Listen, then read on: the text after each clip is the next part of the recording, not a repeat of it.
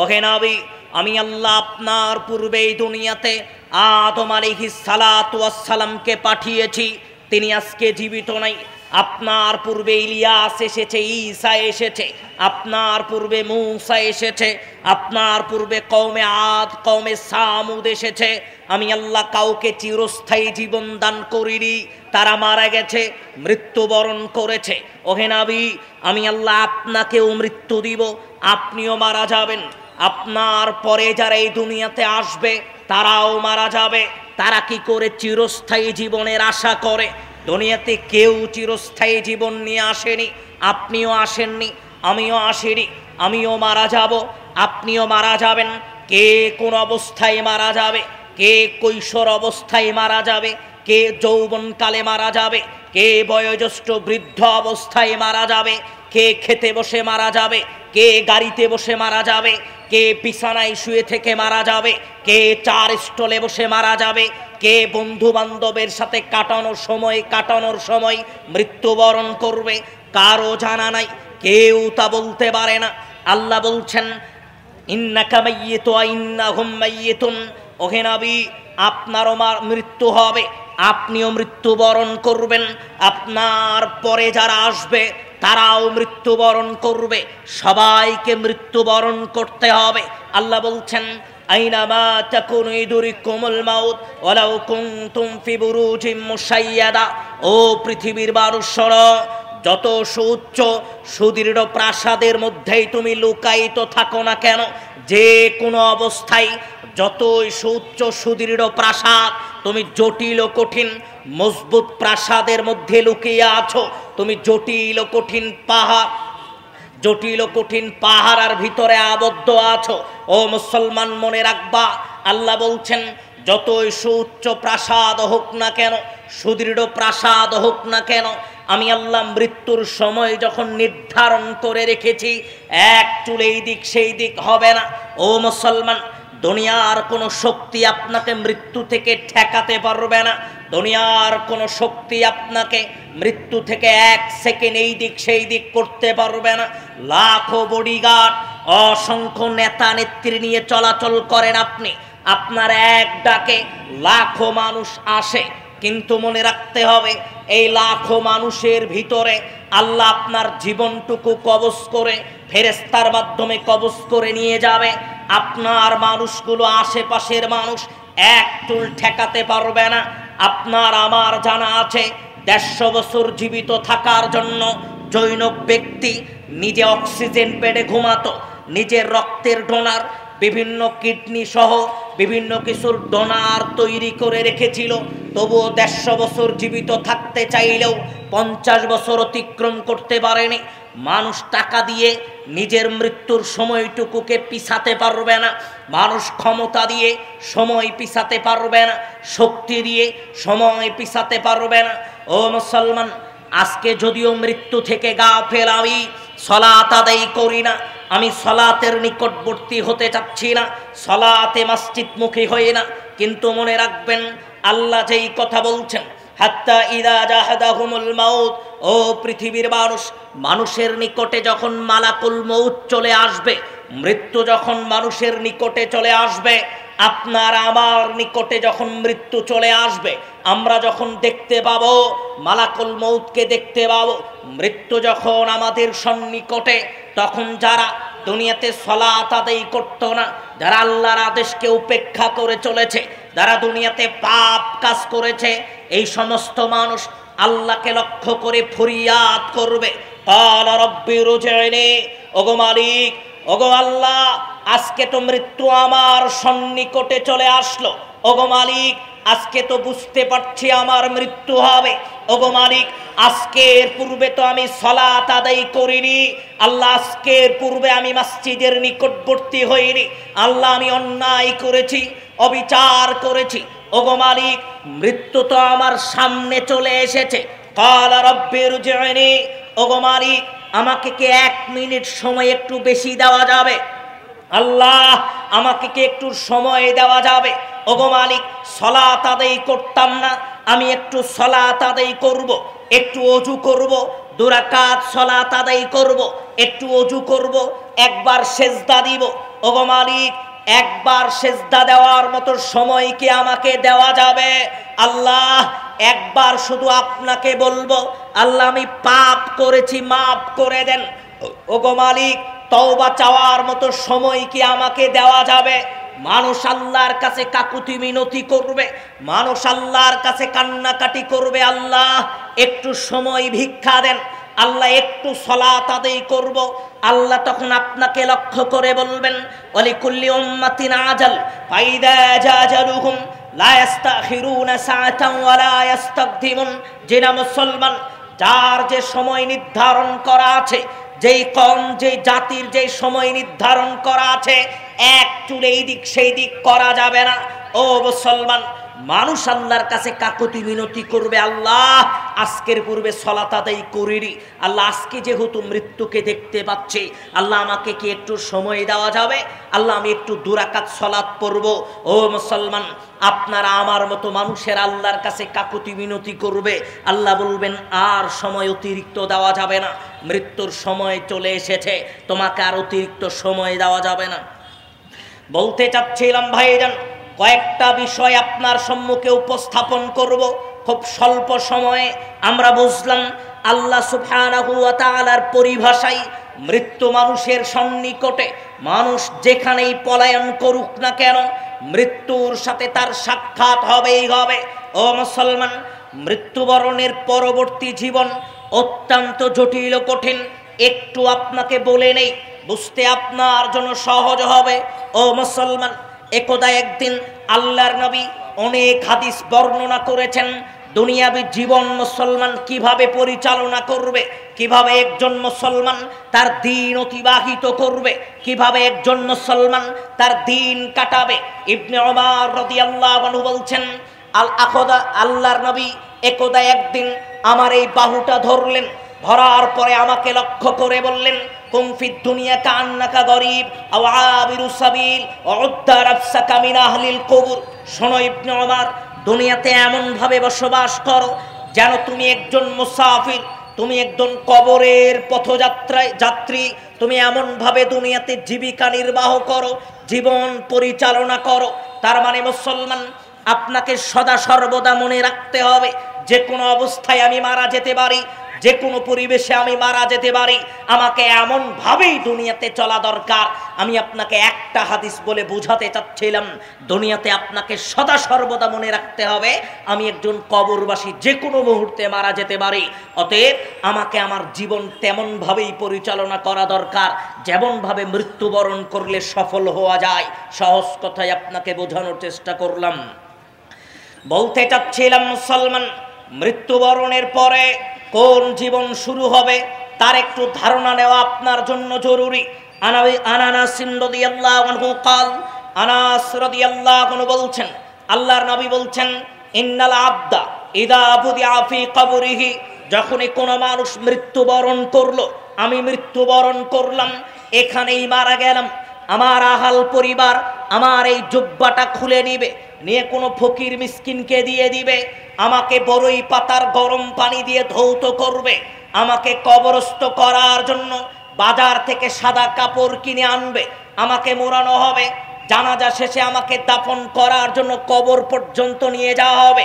আল্লাহর নবী বললেন, মানুষকে কবরস্থ করার জন্য যখন নিয়ে যাওয়া হয়, যখন তাকে কবরস্থ করা হয়, লা ইয়াসমাউ কুরআনি আলিহিম, কবরস্থ করার পরে আমি কবরে শুয়ে থেকে আমার আত্মীয় স্বজনের জুতা স্যান্ডেলের আওয়াজ শুনতে পাবো, আমি শুনতে পাবো আমার আত্মীয় স্বজন আমাকে ছেড়ে চলে যাচ্ছে, আমি বুঝতে পারবো আমার আত্মীয় স্বজন আমাকে কবরে একা রেখে চলে যাচ্ছে। ও মুসলমান, অবস্থা অত্যন্ত জটিল। আল্লাহর নবী বললেন, আতাহু মালাকানে, দুইজন ফেরেশতা আসবে, ফায়াকুদানিহি, আমাকে উঠে বসাবে, তিনটা প্রশ্ন জিজ্ঞেস করবে যা আমাদের সবার জানা। তিনটা প্রশ্নের উত্তর যদি দিতে পারি তাহলে সফলতা, আর যদি উত্তর দিতে না পারি অবস্থা অত্যন্ত জটিল ও কঠিন। কবরের জীবন অবস্থা বড় করুন। আনাস বিনতে আবি বকর রাদিয়াল্লাহু আনহু বলছেন, একদা একদিন তিনি বলছেন, যেই দিন আল্লাহর নবী খতিবান মসজিদে খুতবা দিচ্ছিলেন, যাকারা আযাবাল কবর, কবরের আযাব সম্পর্কে আল্লাহর নবী যেই দিনই মসজিদে খুতবা দেন, যেই দিনই মসজিদে আল্লাহর নবী কবরের আযাবের বিবরণ শোনান, দাজ্জাল মুসলিমুনা দাজ্জাতান, ও মুসলমান, মসজিদে যত মুসল্লি ছিল, মসজিদে যত মুসল্লি ছিল সব জোরে জোরে কান্নাকাটি শুরু করে দিত। কবরের আযাবের বিবরণ শোনার সাথে সাথেই মসজিদে থাকা মুসলমানেরা জোরে জোরে কান্নাকাটি শুরু করে দিত। কবরের জীবন অত্যন্ত জটিল কঠিন, অত্যন্ত জটিল কঠিন। একটু আপনাকে বুঝিয়ে বলি। আনা আয়েশা রাদিয়াল্লাহু আনহা قالت, আয়েশা রাদিয়াল্লাহু আনহা বলছেন, একদা একদিন দাখলাত আলাইহা আন্না ইয়াহুদিয়াতান, ইহুদি একজন মহিলা, আমি আয়েশা আমার বাড়িতে আসলো, আমার ঘরে প্রবেশ করলো, কবরের আযাব সম্পর্কে অনেক কথা বর্ণনা করলো। আল্লাহর নবী আসলো, আমি আল্লাহর নবীকে জিজ্ঞেস করলাম, আল্লাহর নবী, ইহুদি একজন মহিলা আমার ঘরে এসেছিল, ইহুদি মহিলা কবরের আযাব সম্পর্কে অনেক কথা বর্ণনা করলো, ইহুদি মহিলা কবরের আযাব সম্পর্কে অনেক কথা শোনালো। আল্লাহর নবী আমার জন্য দোয়াও করলো, আমি আয়েশা আযাকিল্লাহি মিন আযাবিল কবর, আল্লাহ যেন আমি আয়েশা আমাকে কবরের আযাব থেকে হেফাজত করে। আল্লাহর নবী, ইহুদি মহিলা যে কবরের আযাবের ব্যাপারে বলল, আপনি আমাকে একটু কবরের আযাবের ব্যাপারে বলেন। আল্লাহর নবী বললেন, শোনো আয়েশা, আযাবুল কবরি হাক্কুন, আযাবুল কবরি হাক্কুন, কবরের আযাব সত্য আয়েশা, কবরের আযাব সত্য। ও মুসলমান, ডান পাশের মাটি বাম পাশের মাটিকে চাপ দিবে, ভিতরে থাকা মানুষের ডান পাশের পাঁজর বাম পাশের পাঁজরে মিলে একাকার হয়ে যাবে, এর নাম কবর। এর বেশি আর আপনাকে বলতে চাচ্ছি না। ওসমান আয়েশা রাদিয়াল্লাহু আনহা বলছেন, রাআইতু রাসূলুল্লাহি সাল্লাল্লাহু আলাইহি ওয়াসাল্লাম বাদা সালাতান, ও পৃথিবীর মানুষ, এই দিনের পর থেকে যেই দিনে আল্লাহর নবীকে আমি সালাত আদায় করতে দেখতাম, এই দিনের পর থেকে যেই দিনে আল্লাহর নবীকে সালাত আদায় করতে দেখতাম, সেই দিনই আল্লাহর নবীকে কবরের আযাব থেকে পরিত্রাণ চাইতে দেখতাম, জাহান্নামের আযাব থেকে পরিত্রাণ চাইতে দেখতাম। আল্লাহর নবী কবরের আযাব থেকে পরিত্রাণ না চেয়ে কোনোদিন সালাম ফেরাতেন না। মুসলমান, আপনাকে বোঝাতে চাচ্ছিলাম, কবরের আযাব থেকে পরিত্রাণ চেয়ে আল্লাহর নবী দোয়া করছেন, কান্নাকাটি করছেন, প্রত্যেক সালাম ফিরার পূর্বে আল্লাহর নিকটে কাকুতি মিনতি করছেন। আপনার আমার অবস্থা কেমন? আজ 10 বছর হলে সালাত আদায় করি, জাহান্নামের ভয়ে, কবরের আযাবের ভয়ে এক ফোঁটা চোখের পানি চোখ দিয়ে ফেলতে পারেনি। হুজুর, চোখ দিয়ে তো পানি বের হয় না। ও মুসলমান, একটা ঘটনা আপনাকে একটু বলে নেই, তারপরে আপনাকে বোঝাচ্ছি।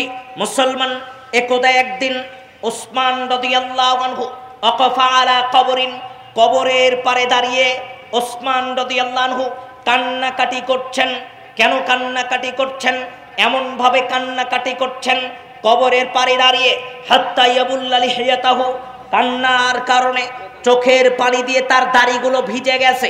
ওসমান রাদিয়াল্লাহু আনহু কান্নাকাটি করছিলেন কবরকে সামনে রেখে। অন্য একজন সাহাবী আসলেন, এসে বললেন, কি ব্যাপার? তাদকুরুল জান্নাতা ওয়ান নার, জান্নাতের আলোচনা আপনার সম্মুখে করা হয়, আপনাকে তো কোনোদিন এত কান্নাকাটি করতে দেখিনি। জাহান্নামের আলোচনা করা হয়, আপনাকে তো কোনোদিন এত কান্নাকাটি করতে দেখিনি। অতাবকি মিন হাদা, কিন্তু যখনই আপনি কবরের পাশে দাঁড়ান তখনই আপনি এত কান্নাকাটি করেন। ওসমান, জাহান্নামের আলোচনা শুনলে আপনি এত কাঁদেন না, জান্নাতের আলোচনা শুনলে আপনি এত কাঁদেন না, কিন্তু যখনই আপনি কবরের আযাব, কবরের সামনে দাঁড়ান তখন আপনি এত কান্নাকাটি করেন, তার কারণটা একটু জানতে চাই। ও মুসলমান, এখানে একটু কথা বলবেন, আপনারা কথা বললে তো আমার বক্তব্য দিতে সমস্যা হবে। অন্তত 15 মিনিট একটু ধৈর্য ধরেন, 9:30 পর্যন্ত সময়, এর মধ্যে আমি কথা বলবেন না অন্তত। বলছিলাম, এই হাদিসটুকু আপনাকে গুরুত্ব দিতে হবে। আবারও আপনাকে বলি, হাদিসটুকু আবারও আপনাকে মনোযোগের সহিত শুনতে হবে। ওসমান রাদিয়াল্লাহু আনহু কবরের পারে দাঁড়িয়ে কান্নাকাটি করছেন, হাত্তা ইয়াবুল্লা লিহিয়াতাহু, কান্নার কারণে দাড়িগুলো চোখের পানি দিয়ে ভিজে গেছে। সাহাবী এসে বলছেন, কি ব্যাপার? তাদকুরুল জান্নাতা ওয়ান নার, জান্নাতের আলোচনা শুনলেও এত কাঁদেন না, জাহান্নামের আলোচনা শুনলেও এত কাঁদেন না, কিন্তু যখনই আপনি কবরের পাশে দাঁড়ান তখন এত কান্নাকাটি করেন কেন, এত চোখের পানি ফেলেন কেন? ওসমান রাদিয়াল্লাহু আনহু বলছেন, তাহলে শোনো তুমি।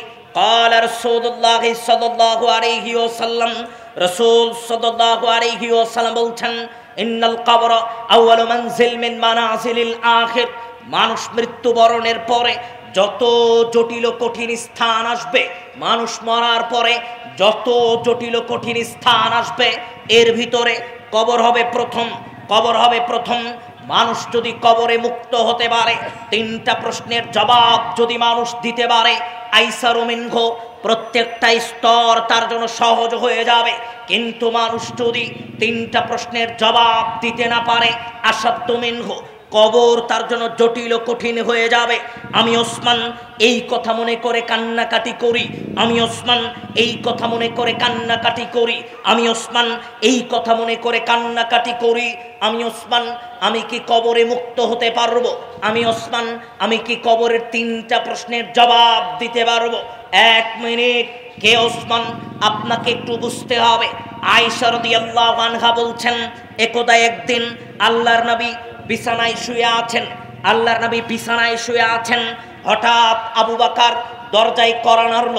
আল্লাহর নবী অনুমতি দিলেন, আবু বকর রাদিয়াল্লাহু আনহু ভিতরে প্রবেশ করলেন। আল্লাহর নবী শুয়েছিলেন, শুয়ে থেকেই কথা বললেন। আবু বকর রাদিয়াল্লাহু আনহু উঠে চলে গেলেন। এরপরে ওমর আসলো, ওমর রাদিয়াল্লাহু আনহু দরজায় কড়া নাড়ল। আল্লাহর নবী শুয়েছিলেন, ওমরের সাথে, ওমর রাদিয়াল্লাহু আনহুর সাথে শুয়ে থেকেই কথা বললেন, উঠলেন না, তাকে বিদায় দিলেন, তিনি উঠে চলে গেল। এরপরে ওসমান রাদিয়াল্লাহু আনহু দরজায় কড়া নেড়েছে, কড়া নাড়ার সাথে সাথেই আল্লাহর নবী উঠে বসেছেন, কাপড়গুলো সুন্দর করে ঠিক করে নিলেন, ওসমান রাদিয়াল্লাহু আনহুর সাথে কথা বললেন। ওসমান রাদিয়াল্লাহু আনহু উঠে চলে গেলেন। এবার আয়েশা রাদিয়াল্লাহু আনহা বলছেন, আল্লাহর নবী আপনার নিকটে আবু বকর আসলো। আল্লাহর নবী, আবু বকর উৎকৃষ্ট মানের মানুষ, আপনার বড় প্রিয় মানুষ, আপনার বন্ধু মানুষ। আল্লাহর নবী, আবু বকর আসলো, আপনি উঠে বসলেন না, আবু বকরকে শুয়ে থেকেই কথা বলে বিদায় দিলেন। আল্লাহর নবী, আপনার নিকটে ওমর আসলো, আপনার নিকটে সম্মানী মানুষ, আপনার বন্ধু সুলভ মানুষ। আল্লাহর নবী, ওমর রাদিয়াল্লাহু আনহু উঠে চলে গেল, আপনি শুয়ে থেকেই তার সাথে কথা বললেন। কিন্তু আল্লাহর নবী, যখনই আপনার নিকটে ওসমান আসলো, যখনই আপনার নিকটে ওসমান আসলো, আপনি উঠে বসলেন, সুন্দর করে কথা বললেন, ওসমানকে বিদায় দিলেন। আল্লাহর নবী, দুরকম ঘটনা কেন হলো একটু আপনার নিকটে জানতে চাচ্ছিলাম। ও মুসলমান, আয়েশা রাদিয়াল্লাহু আনহাকে লক্ষ্য করে আল্লাহর নবী বলছেন, শোনো আয়েশা, আলা আস্তাহি মিন রাজুল তাস্তাহি মিনহুমুল মালাইকা।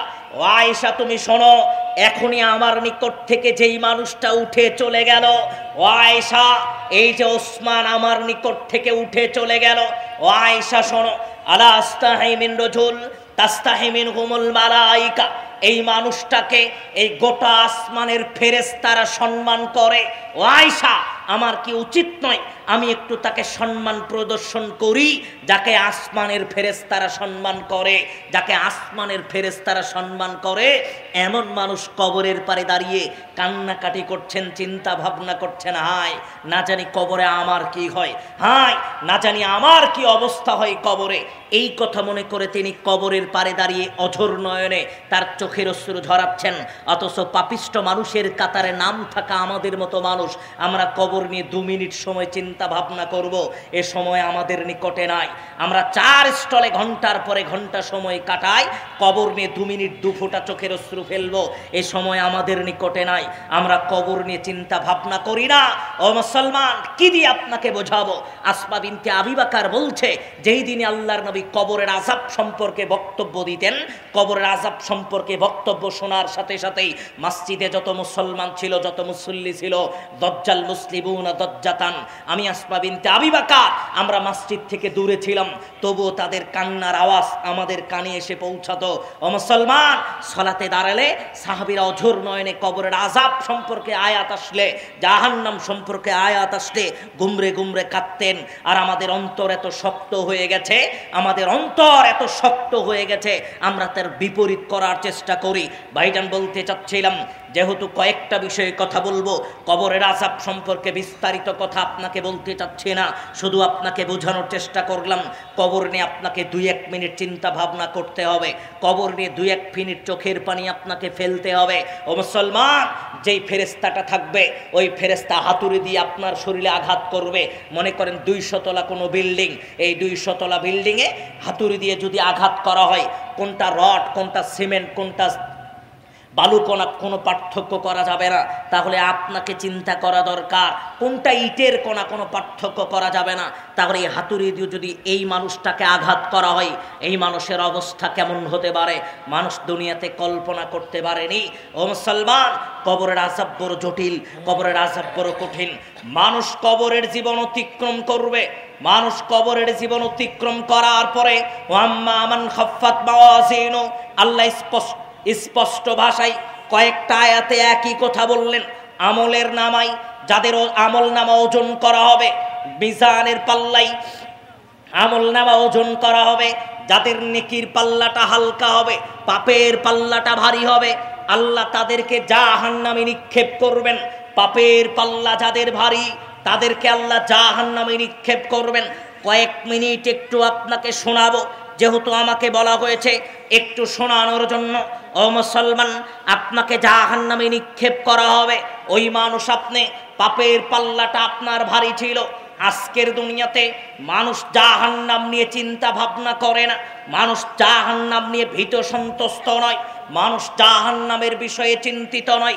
আন ইবনে মাসউদ রাদিয়াল্লাহু আনহু قال, ইবনে মাসউদ রাদিয়াল্লাহু আনহু বলছেন, قال رسول الله صلى الله عليه وسلم, রাসূল সাল্লাল্লাহু আলাইহি ওয়াসাল্লাম বলছেন, ইউতা জাহান্নাম ইয়াউমা ইদিল্লাহ, বিচারের ময়দানে আল্লাহ জাহান্নামটাকে টেনে বিচারের ময়দানে আনবেন। কেমন ভাবে জাহান্নামটাকে টেনে মানুষের সম্মুখে আনা হবে? আল্লাহর নবী বলছেন, ইউতা জাহান্নাম ইয়াউমা ইদিল্লাহ ৭০,০০০ জিমামিন, ৭০,০০০ রশি দিয়ে, ৭০,০০০, আল্লাহর নবী বলছেন ৭০,০০০ রশি দিয়ে জাহান্নামকে বেঁধে বিচারের ময়দানে টেনে আনা হবে। ও মুসলমান, মা কুল্লি জিমামিন ৭০,০০০ মালাকিন, একটা রশির সাথে থাকবে ৭০,০০০ ফেরেশতা। ৭০,০০০ ফেরেশতা থাকবে একটা রশির সাথে, আর ৭০,০০০ রশি দিয়ে জাহান্নামকে বেঁধে বিচার দেখানোর জন্য স্পষ্ট ভাষায় বলছেন, ইয়াউমা ইদিন বিজাহান্নাম ইয়াউমা ইদিন ইয়াতাযাক্কারুল ইনসান ওয়া আন্না লাহু যিকরা, মানুষের সম্মুখে যখন জাহান্নামটাকে টেনে আনা হবে, মানুষ যখন স্বচক্ষে জাহান্নামটা দেখতে পাবে, মানুষের চিন্তা চেতনা ফিরে আসবে। মানুষ বলবে, হায় রে, এত জঘন্য জাহান্নামের শাস্তি কি করে আমি তা ভোগ করব? মানুষ সেই দিন বলবে, এত কঠিন শাস্তি কি করে আমি ভোগ করব? কেন দুনিয়াতে পাপ করলাম, কেন দুনিয়াতে অন্যায় করলাম, কেন দুনিয়াতে অবিচার করলাম? আল্লাহ বলছেন, সেই দিন চিন্তা চেতনা ফিরে এসে কোনো লাভ হবে না, জাহান্নামের শাস্তির জন্য অপেক্ষা করতে হবে। ও মুসলমান, আল্লাহর নবী বলছেন, আন আবি হুরায়রা রাদিয়াল্লাহু আনহু قال, আবু হুরায়রা রাদিয়াল্লাহু আনহু বলছেন, قال রাসূলুল্লাহ সাল্লাল্লাহু আলাইহি ওয়াসাল্লাম, আল্লাহর নবী বলছেন, লাম্মা খালাকাল্লাহুল জান্নাহ, আল্লাহ জান্নাত সৃষ্টি করলেন। قال আলী জিবরিল, জিবরাইলকে বললেন, ও জিবরাইল, একটু জান্নাতটা দেখে এসো। জিবরাইল গেল, জান্নাত ঘুরে ফিরে দেখলো। লম্বা হাদিস, আল্লাহর নবীকে আল্লাহকে এসে বলল, আল্লাহ, এমন শান্তিময় জায়গা আপনি সৃষ্টি করেছেন আদম সন্তানের জন্য, তারা যদি এটা দেখে সব সময় এটাতে আসার জন্যই আমলটুকু করবে।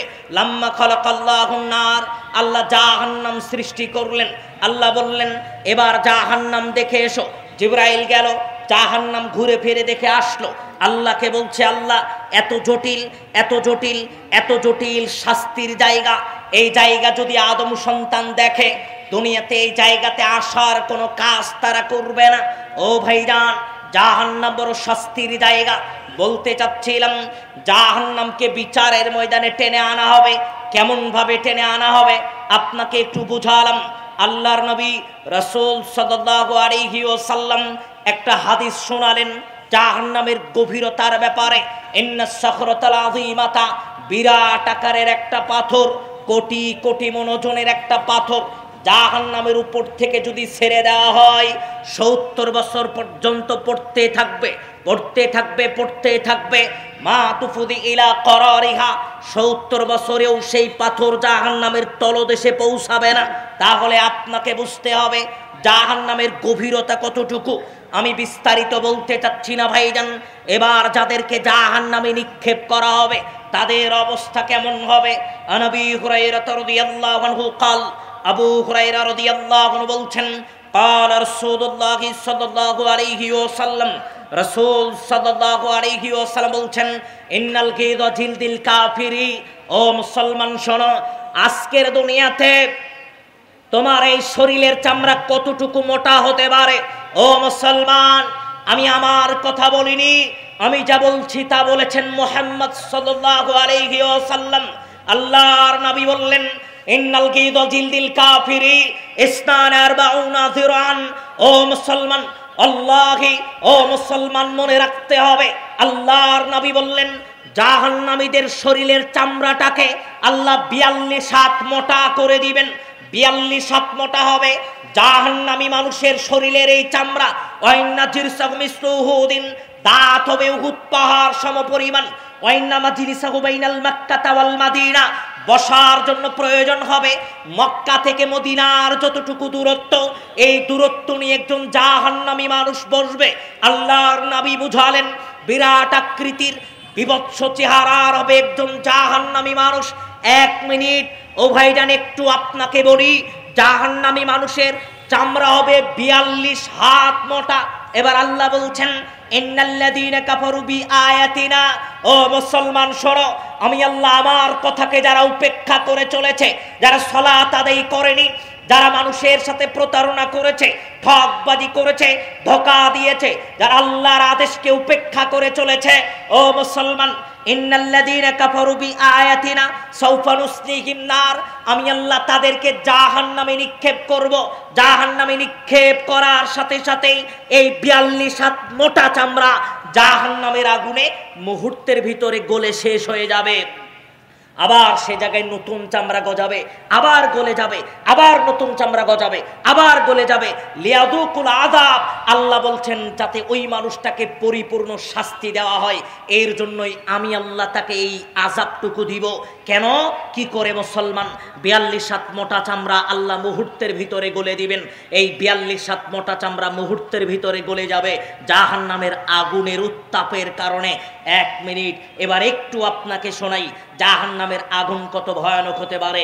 ও মুসলমান, নোমান ইবনে বাশির রাদিয়াল্লাহু আনহু বলছেন, আল্লাহর নবী এই কথাটা মাঝে মধ্যেই বলতেন, প্রতিনিয়ত বলতেন সাহাবীদের পরিভাষায়। আল্লাহর নবী বলছেন, আনজারতুকুমুন নার, আনজারতুকুমুন নার, আনজারতুকুমুন নার। ও সাহাবীরা, ও সঙ্গীরা, শুনে রাখো, জাহান্নামের আগুন বড় ভয়ানক, জাহান্নামের আগুন বড় কঠিন, জাহান্নামের আগুন বড় ভয়ানক। জাহান্নামের আগুন থেকে বিরত থাকো, জাহান্নামের আগুনকে থেকে ভয় করো। ও মুসলমান, এমন ভাবে এই কথা আল্লাহর নবী বললেন, এমন ভাবে এই কথা আল্লাহর নবী বললেন। সাহাবী বলছেন, ও আদম সন্তান, আমি সাহাবী যেই জায়গায় দাঁড়িয়ে কথা বলছি, এই জায়গায় দাঁড়িয়ে যদি আল্লাহর নবী কথা বলতেন, আল্লাহর নবী যদি এই জায়গায় দাঁড়িয়ে কথা বলতেন, এই বাজারে যত মানুষ আছে সবাই সেই কথা শুনতে পেত।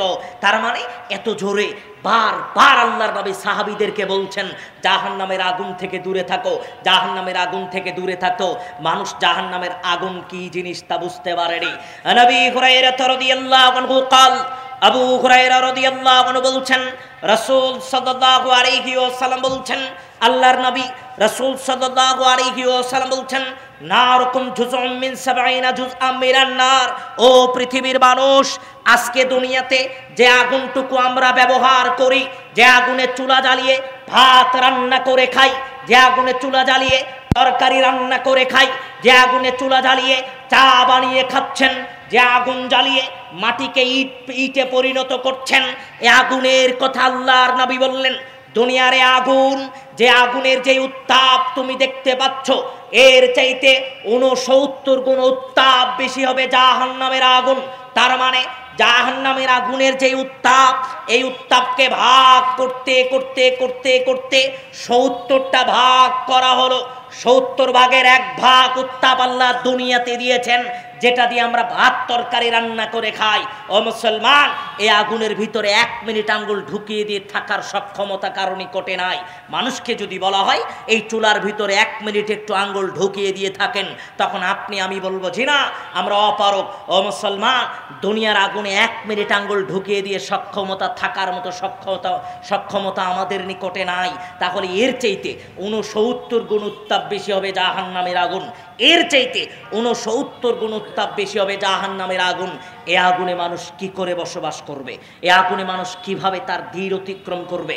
এভাবে আগুনে মানুষ কিভাবে তার সময় অতিক্রম করবে? মানুষ তা দুনিয়াতে কল্পনা করেনি। সামুরাতা ইবনে জুনদুব রাদিয়াল্লাহু আনহু বলছেন, মিনহুম মা তাখুযু নারু ইলা কাবাইহি ওয়া মিনহুম মা তাখুযু নারু ইলা রুকবাতিহি ওয়া মিনহুম মা তাখুযু নারু ইলা হুজজাতিহি। কারো আগুন হবে টাকনু পর্যন্ত, কারো আগুন হবে কাঁধ পর্যন্ত, কারো আগুন হবে কান পর্যন্ত। মানুষ কি করে তার ভিতরে বসবাস করবে? মানুষ কিভাবে তার ভিতরে দিন কাটাবে? মানুষ কি করে সেটাতে অতিক্রম করবে? মানুষ দুনিয়াতে তা কল্পনা করে না, মানুষ দুনিয়াতে চিন্তা করে না। আনাস রাদিয়াল্লাহু আনহু বলছেন, আল্লাহর নবী বলছেন, তার আগে আরেকটা হাদিস আপনাকে একটু বলি। আন-নুমান ইবনে বাশীর রাদিয়াল্লাহু আনহু বলছেন, সামিআতু রাসূলুল্লাহি সাল্লাল্লাহু আলাইহি ওয়াসাল্লাম। নুমান ইবনে বাশীর রাদিয়াল্লাহু আনহু বলছেন, আল্লাহর নবী একদা একদিন বলছেন, শোনো ও মুসলমান, আপনাকেও শুনতে হবে। ইন্নাহু আন আহলিন নারি আযাবান ইয়াউমাল কিয়ামা। বিচারের ময়দানে যেই মানুষটা দুনিয়াতে সবচাইতে কম পাপ করলো, যার পাপের পরিমাণ সবচাইতে কম, যেই মানুষটা সবচাইতে কম পাপ করেছে, এমন একটা মানুষকে বিচারের ময়দানে আল্লাহ উপস্থিত করবেন। উপস্থিত করার পরে মানলাহু না আলানি অশিরকান, এক হাদিসে বলা হচ্ছে আগুনের তৈরি ফিতা, জুতা সহ ফিতা তাকে পরিধান করে দেওয়া হবে। অন্য হাদিসে আল্লাহর নবী বলছেন, জাহান্নামের আগুনের অঙ্গার, এই অঙ্গার 2টা তার পায়ের নিচে রাখা হবে। তাকে বলা হবে এই অঙ্গারের উপরে পা দাও। এই অঙ্গারের উপরে ওই মানুষটা পা দিবে। ও মুসলমান, ইয়াগলি মিনহুমা দিমাগুহু কামা ইয়াগলিল মিরজাল।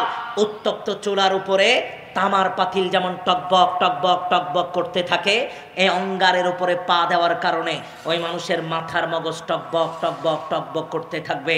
আর ওই মানুষ মনে করবে আজকে যত মানুষকে আল্লাহ আযাব দিচ্ছে, সবচাইতে বেশি শাস্তি আল্লাহ মনে হয় আমাকে দিচ্ছে, এর চাইতে বেশি শাস্তি মনে হয় আর হতে পারে না। অথচ আল্লাহর নবী বলছেন, ওয়া ইন্না লাহু আনহুম আযাবান, অথচ এই আযাবটা হচ্ছে সবচেয়ে নরমাল, এই আযাবটা হচ্ছে সবচাইতে নরমাল, এই আযাবটা হচ্ছে সবচাইতে সহজ। তাহলে মুসলমান, সবচাইতে সহজ আযাবের মানুষও যদি মনে করে আজকে সবচেয়ে কঠিন আযাব আল্লাহ আমাকে দিচ্ছে, তাহলে যাদেরকে আগুনে নিক্ষেপ করা হবে, আগুনে নিক্ষেপ যাদেরকে করা হবে, তাদের অবস্থা কেমন হবে মানুষকে দুনিয়াতে চিন্তা করা দরকার, মানুষকে দুনিয়াতে ভেবে দেখা দরকার। আনাস রাদিয়াল্লাহু আনহু قال, আনাস রাদিয়াল্লাহু আনহু বলছেন, বিচারের ময়দানে আল্লাহর নবী বলছেন, বিচারের ময়দানে আল্লাহ সুবহানাহু ওয়া তাআলা এক শ্রেণীর মানুষকে উপস্থিত করবেন। আল্লাহ ওই মানুষ, যেই মানুষটা দুনিয়াতে কম পাপ করেছিল, ওই মানুষটাকে আল্লাহ উপস্থিত করবেন।